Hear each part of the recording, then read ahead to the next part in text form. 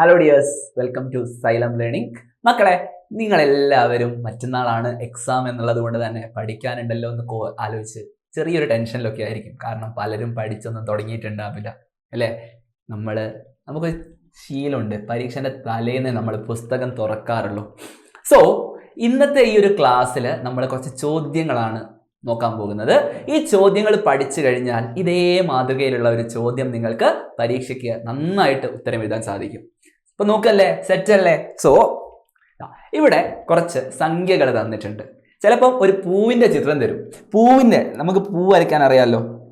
ഇപ്പോൾ ഒരു പൂവിൻ്റെ ചിത്രം തരും. ഇപ്പോൾ നടുവിലൊരു ഇങ്ങനൊരു ഭാഗമുണ്ട്, പിന്നെ ഇങ്ങനെ കുറേ ഇതളുകളുണ്ട് അല്ലേ. ഇങ്ങനെ ഞാൻ പൂ വരയ്ക്കുന്ന കാര്യത്തിൽ വളരെ മോശമാണ്. ഓക്കെ, ഇതൊരു പൂവാണെന്ന് നിങ്ങൾ വിചാരിക്കുക.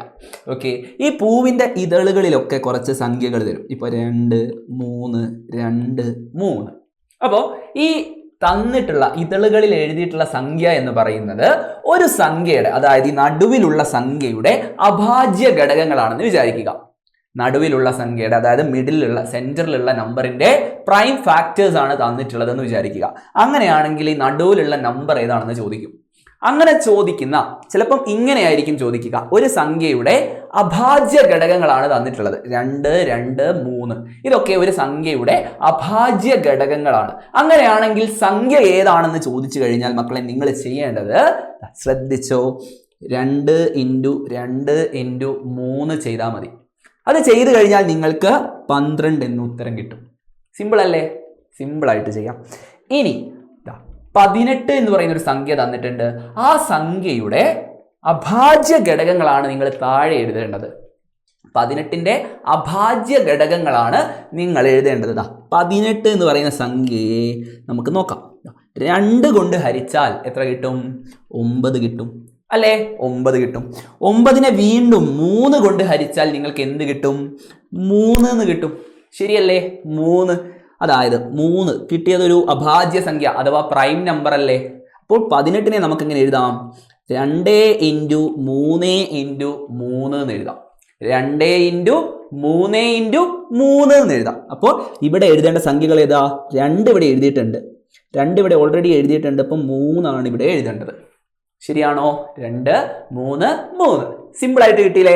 അടുത്ത ചോദ്യം നോക്കാം. ഇവിടെ നടുവിൽ വരുന്ന സംഖ്യ ഏതായിരിക്കും? ഇങ്ങനെയാണ് ചോദ്യമെങ്കിൽ 3 × 2 × 3 × 2, അതായത് 6 × 6 36 എന്ന് ഉത്തരം കിട്ടും. എന്താ ചെയ്യേണ്ടത്? 3 × 2 × 3 × 2 ചെയ്തു കഴിഞ്ഞാൽ നിങ്ങൾക്ക് ഉത്തരം കിട്ടും. അടുത്ത നോക്കാം. 24ന്റെ അഭാജ്യ ഘടകങ്ങളാണ് മക്കളോട് ചോദിച്ചിട്ടുള്ളത്. 24നെ നമ്മൾ 2 കൊണ്ട് ഹരിച്ചാൽ നമുക്ക് 12 എന്ന് കിട്ടും. ശരിയല്ലേ? 12നെ നമ്മൾ വീണ്ടും 2 കൊണ്ട് ഹരിച്ചാൽ നമുക്ക് 3 എന്ന് കിട്ടൂല, 6 എന്ന് കിട്ടും. 6നെ നമ്മൾ വീണ്ടും 2 കൊണ്ട് ഹരിച്ചാൽ നമുക്ക് 3 എന്ന് കിട്ടും. ശരിയാണോ? ശരിയാണ്. അപ്പോൾ 24 എന്ന് പറഞ്ഞാൽ മക്കളെ മനസ്സിലാക്കണം, 2 × 2 × 2 × 3 ആണ്. ശരിയല്ലേ? ആ നമ്പറുകൾ ഇവിടെ എടുത്ത് എഴുതുക. 2, 2, 2, 3. സിമ്പിളായിട്ട് നമുക്ക് എഴുതാമല്ലോ. ഒരു ചോദ്യം കൂടി ചെയ്യാം. 60ന്റെ ഒരു ഘടകം മക്കൾക്ക് തന്നിട്ടുണ്ട്. 60നെ മക്കളെ 5 കൊണ്ട് ഹരിച്ചാൽ നമുക്ക് എത്ര കിട്ടും? 12 കിട്ടും. ശരിയല്ലേ? 60നെ 5 കൊണ്ട് ഹരിച്ചാൽ, 5 കൊണ്ട് ഡിവൈഡ് ചെയ്താൽ നമുക്ക് 12 കിട്ടും. 12നെ നമ്മൾ 2 കൊണ്ട് ഡിവൈഡ് ചെയ്താൽ എന്ത് കിട്ടും? 6 കിട്ടും. വീണ്ടും 2 കൊണ്ട് ഡിവൈഡ് ചെയ്താൽ എന്ത് കിട്ടും? 3 കിട്ടും. ശരിയാണല്ലോ? അപ്പോൾ ബാക്കിയുള്ള സംഖ്യകൾ, ഇവിടെയുള്ള സംഖ്യകൾ 2, 2ന്റെ അടുത്ത് ഇങ്ങോട്ട് എഴുതി, 2, 2ന്റെ അടുത്ത് ഇങ്ങോട്ട് എഴുതി, 3, 3ന്റെ അടുത്ത് ഇങ്ങോട്ട് എഴുതി. സിമ്പിൾ. സെറ്റ് ആണല്ലോ? ഇത് മനസ്സിലായല്ലോ? അഭാജ്യ ഘടകങ്ങൾ അഥവാ പ്രൈം ഫാക്ടേഴ്സ് ആണ് നമ്മൾ ഇങ്ങനെ എടുത്തെഴുതുന്നത്. ഓക്കെ അല്ലേ? ഇനി 1 പൊതു ഘടകമാണ് ചോദിച്ചിട്ടുള്ളത്. 1 പൊതു ഘടകം, ഹയസ്റ്റ് കോമൺ ഫാക്ടർ. അതിനെയാണ് നമ്മൾ HCF എന്ന് പറയുന്നത്, ഹയസ്റ്റ് കോമൺ ഫാക്ടർ. ഈ 2 സംഖ്യകൾക്കും പൊതുവായിട്ടുള്ള ഏറ്റവും വലിയ ഘടകം ഏത് എന്ന് ചോദിച്ചാൽ എങ്ങനെ ചെയ്യണമെന്ന് ഞാൻ കാണിച്ചു തരാം. 12ഉം 16. ഇവരെ 2 പേരെയും ഹരിക്കാൻ പറ്റുന്ന ഒരു സംഖ്യ, ഒരു അഭാജ്യ സംഖ്യ പറഞ്ഞേ. 2 കൊണ്ട് ഹരിക്കാമല്ലോ. 12നെ മക്കളെ നമ്മൾ 2 കൊണ്ട് ഹരിച്ചാൽ 6 എന്ന് കിട്ടും. 16നെ ഹരിച്ചാൽ 8 എന്ന് കിട്ടും. ഈ രണ്ട് സംഖ്യകളെയും നമുക്ക് വീണ്ടും 2 കൊണ്ട് ഹരിക്കാം. 2 കൊണ്ട് ഹരിച്ചാൽ 3 എന്നും 4 എന്നും കിട്ടും. ശരിയാണോ? 3നെയും 4നെയും ഒരുപോലെ ഹരിക്കാൻ പറ്റുന്ന ഒരു സംഖ്യ ഉണ്ടോ? 1 മാത്രമേ ഉള്ളൂ അല്ലേ? ഇതിനെ ഇനി 1 കൊണ്ട് മാത്രമേ നമുക്ക് ഹരിക്കാൻ പറ്റൂ. അതുകൊണ്ട് അവിടെ നിർത്താം. ഈ 2 സംഖ്യകൾ ഉണ്ടല്ലോ, ഈ 2 സംഖ്യകൾ, ആ 2 സംഖ്യകൾ തമ്മിൽ ഗുണിച്ചാൽ നിങ്ങൾക്ക് HCF കിട്ടും. 2 × 2 ഉത്തരം 4 എന്ന് എഴുതി വെക്കാം. ശരിയാണല്ലോ? ഈ 3നും 4നും പൊതുവായിട്ട് ഒരു ഘടകം ഉണ്ടായിരുന്നെങ്കിൽ, ഒന്നല്ലാതെ മറ്റൊരു ഘടകം ഉണ്ടായിരുന്നെങ്കിൽ നമുക്ക് ഉറപ്പായിട്ടും ഇനിയും ചെയ്യാൻ പറ്റുമായിരുന്നു. നോക്കാം അടുത്ത ചോദ്യം. 18ന്റെയും 24ന്റെയും HCF ആണ് ചോദിച്ചിട്ടുള്ളത്. 18ന്റെയും 24ന്റെയും. 18നെ നമുക്ക് 2 കൊണ്ട് ഹരിക്കാം. 2 കൊണ്ട് ഹരിച്ചാൽ 9 കിട്ടും. 24നെ 2 കൊണ്ട് ഹരിച്ചാൽ നമുക്ക് 12 എന്ന് കിട്ടും. ശരിയാണല്ലോ? ശരിയാണ്. ഇനി 9നെയും 12നെയും രണ്ടുപേരെയും നമുക്ക് ആരെയും കൊണ്ട് ഹരിക്കാൻ പറ്റുമോ? പറ്റും. ഈ 9 എന്ന് പറയുന്നതും 12 എന്ന് പറയുന്നതും 3ന്റെ ഗുണിതമാണ്. അപ്പോൾ 3 കൊണ്ട് ഹരിക്കാം. 3 കൊണ്ട് ഹരിച്ചാൽ ഇവിടെ 3 എന്നും ഇവിടെ 4 എന്നും കിട്ടും. ശരിയല്ലേ? 9നെ 3 കൊണ്ട് ഹരിച്ചാൽ 3 എന്നും 12നെ 3 കൊണ്ട് ഹരിച്ചാൽ നമുക്ക് 4 എന്നും കിട്ടും. പക്ഷേ 3നും 4നും പൊതുവായിട്ട് ഏതെങ്കിലും ഗുണിതമുണ്ടോ? ഗുണിതമല്ല, ഘടകമുണ്ടോ? 3നും 4നും പൊതുവായിട്ട് 3ക്കും 4നും കോമൺ ആയിട്ട് ഏതെങ്കിലും ഫാക്ടർ ഉണ്ടോ? 1 ഉള്ളൂ. 1 ആണെങ്കിൽ നമ്മൾ ചെയ്യാൻ നിൽക്കേണ്ട, ഈ 2 നമ്പറും തമ്മിൽ അങ്ങ് ഗുണിക്കാം. ഗുണിച്ചു കഴിഞ്ഞാൽ എന്ത് കിട്ടും? 2 × 3, അതായത് 6 എന്ന ആൻസർ കിട്ടും. ശരിയാണോ? ശരിയാണ്. ഓക്കെ അല്ലേ? ഇനി 45ന്റെയും 60ന്റെയും HCF നോക്കാം. 45ഉം 60ഉം.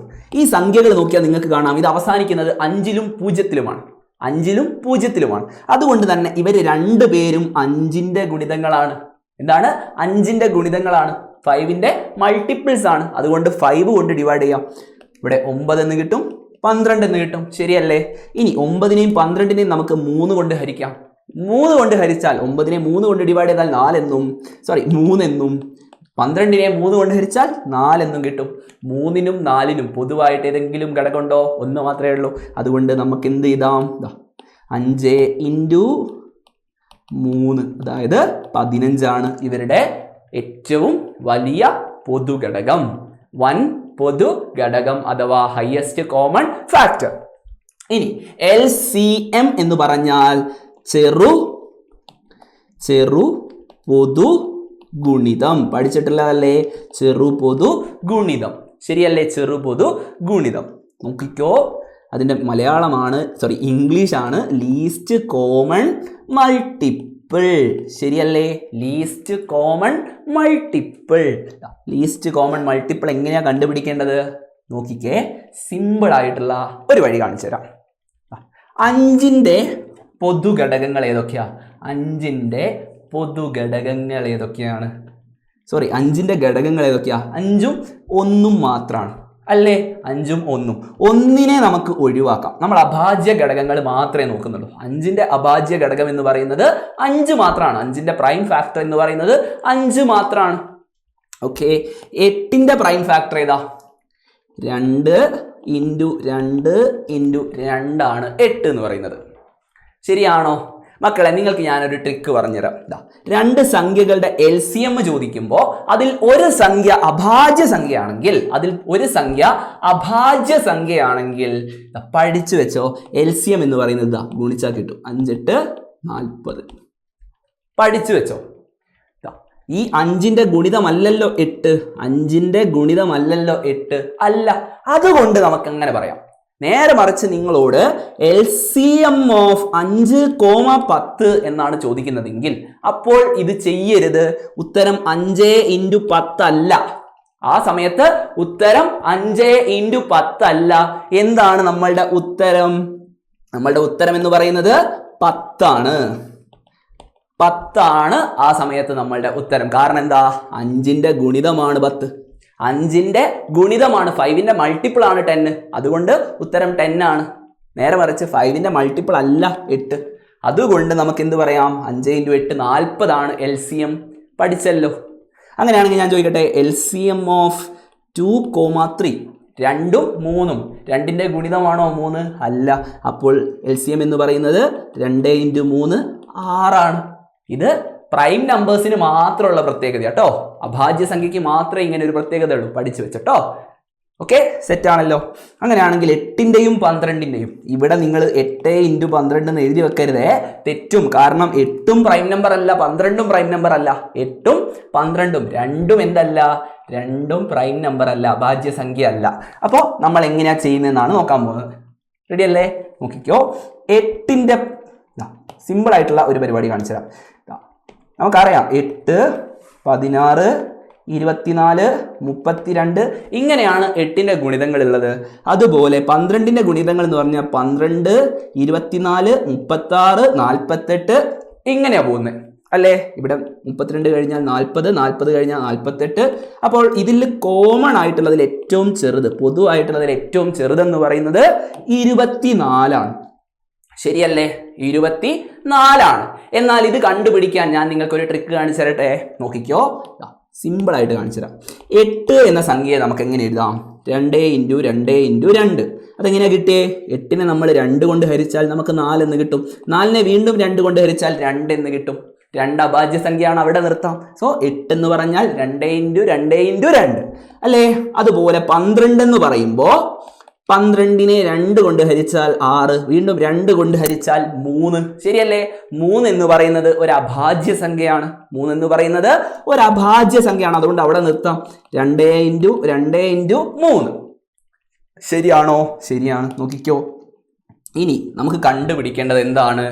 LCM അഥവാ ചെറുപൊതുഗുണിതം. LCM അഥവാ ചെറുപൊതുഗുണിതമാണ് നമുക്ക് കണ്ടുപിടിക്കേണ്ടത്. അതിന് ഞാൻ ചെയ്യുന്ന നോക്കിയോ, ഇവിടെയും 2 ഉണ്ട്, ഇവിടെയും 2 ഉണ്ട്. 2 പേർക്കും കോമൺ ആയിട്ട് നമ്മൾ ഒരാളെ എടുത്താൽ മതി. ശരിയാണോ? ഇവിടെയും 2 ഉണ്ട്, ഇവിടെയും 2 ഉണ്ട്. അപ്പൊ 2ൽ നിന്നും ഒരു 2 എടുത്തു. ഇനി ഇവിടെയും 2 ഉണ്ട്, ഇവിടെയും 2 ഉണ്ട്. ഒരൊറ്റ 2 മാത്രം ഞാൻ പുറത്തേക്ക് എടുത്തു. ഓക്കെ, ഇനി ഈ 2ന് പെയറായിട്ട് വേറൊരു 2 ഉണ്ടോ? ഇല്ല, 2 സിംഗിളാ. അപ്പൊ 2നെ മാത്രം എടുത്തു.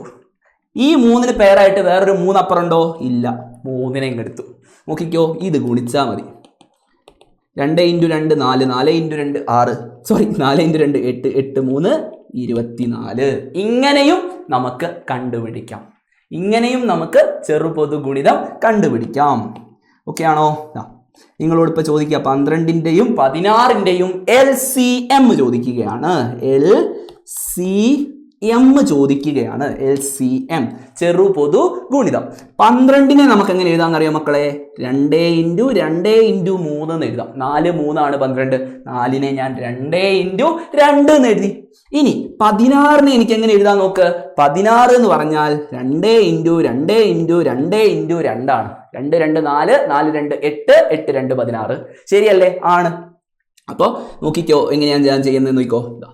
ഈ 2 2ൽ നിന്നും ഒരു 2 എടുത്ത്, ഈ 2 2ൽ നിന്നും ഒരു 2 എടുത്ത്. ഓക്കെ ആണോ? സെറ്റ് ആണല്ലോ. ഇനി 3 ഒറ്റയ്ക്കാണ്. ഈ 2ന് ശ്രദ്ധിക്കുക, 3 ഒറ്റയ്ക്കാണ്. 3നെ എങ്ങോട്ട് എടുത്ത്? ഈ 2ന് പകരം ഇവിടെ 2 ഇല്ലല്ലോ, അപ്പോൾ ആ 2നെ എടുത്തു. ഈ 2ന് പകരം ഇവിടെ 2 ഇല്ലല്ലോ, 2നെ എടുത്തു. ഓക്കെ ആണോ? എന്താ ചെയ്തത്? ശ്രദ്ധിക്കണേ, ഇവിടെ ഒരു 2 ഉണ്ടെങ്കിൽ അതിന് പകരം ഇവിടെയും ഒരു 2 ഉണ്ട്, അപ്പോൾ ഒരു 2നെ മാത്രം എടുത്തു. ഇവിടെ 2 ഉണ്ടെങ്കിൽ ഇവിടെയും 2 ഉണ്ട്, അപ്പോൾ ഒരു 2 എടുത്തു. 2 2 എടുത്തുനിന്ന് 1നെ മാത്രം എടുത്തു. ഈ 3ന് പകരം ഇപ്പുറത്തൊരു 3 ഉണ്ടോ? ഇല്ല, അപ്പോൾ 3നെ എടുക്കണം. ഈ 2ന് പകരം അപ്പുറത്തൊരു 2 ഉണ്ടോ? ഇല്ല, അപ്പോൾ ആ 2നെ എടുത്തോ. ഈ 2ന് പകരം ആരെങ്കിലും ഉണ്ടോ? ആരുമില്ല, അപ്പോൾ ആ 2നെ എടുത്തു. ശരിയാണല്ലോ? സെറ്റ് ആണല്ലോ. ഇനി ഇവരെ തമ്മിൽ ഗുണിച്ചാൽ മതി. 2 × 2 × 3 × 2 × 2 2 2 4, 4 × 3 × 2 × 2, അതായത് 4 × 3 × 4, അതായത് 4 3 12, 12 × 4 48. എത്രയാണ്? 48. ഇത് തമ്മിൽ ഗുണിച്ചു കഴിഞ്ഞാൽ നിങ്ങൾക്ക് എന്ത് കിട്ടൂടാ? ഇത് ഗുണിച്ചു കഴിഞ്ഞാൽ 2 × 2 × 3 × 2 × 2 എന്ന് പറഞ്ഞാൽ 48 എന്ന് ഉത്തരം കിട്ടി. സിമ്പിൾ. ഇത്രയേ ഉള്ളൂ കേട്ടോ. സോ ഇന്നത്തെ ഈ ഒരു ക്ലാസ് മക്കൾക്ക് ഉപകാരപ്പെട്ടിട്ടുണ്ടാകുമെന്ന് വിചാരിക്കുന്നു. നാളെ വൈകുന്നേരം 7 മണിക്കാണ് നമ്മളുടെ മാരത്തോൺ ലൈവ്. നിങ്ങൾ എല്ലാവരും വരണം, നിങ്ങൾ എല്ലാ ഫ്രണ്ട്സിനെയും കൂട്ടിയിട്ട് വരിക. നമുക്ക് ഗംഭീരമായിട്ട് പഠിക്കണം. സോ നാളെ വൈകിട്ട് 7 മണിക്ക് കാണാം.